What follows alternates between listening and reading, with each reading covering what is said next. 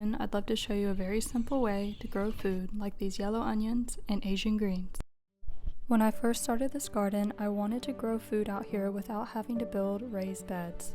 You can grow food on a hillside using an ancient technique of using swales and berms to hold the rainwater for flood irrigation. David, don't poke holes in it, sweetie. What are you doing? So let's go back and see how I built this bed and how I grew food in only 30 days.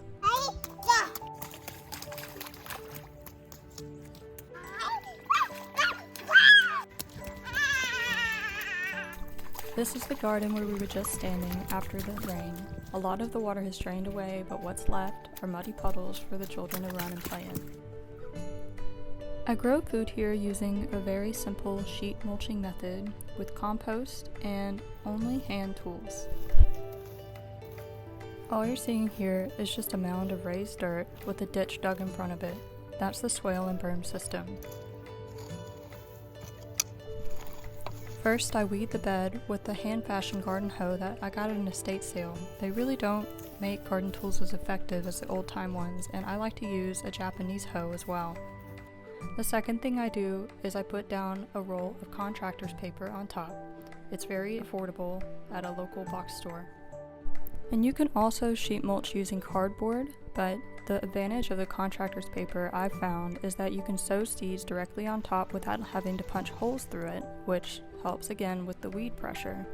And if you're using good quality compost, like we get ours from our local county, it won't have any weed seeds in it, and that layer of compost will keep anything from coming up from below, as well as from germinating up above.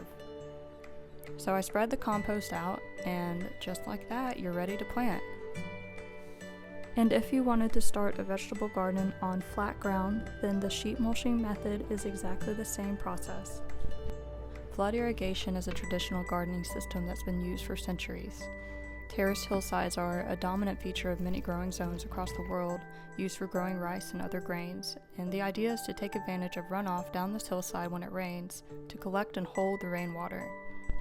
I'm sowing a row of Asian greens and cabbages, covering them lightly, and then watering them in, and the bed is all done. Ow! So I hope this shows you a really easy method of growing vegetables in the ground that works on flat ground too, as well as hillsides, and is much less expensive than your traditional raised bed.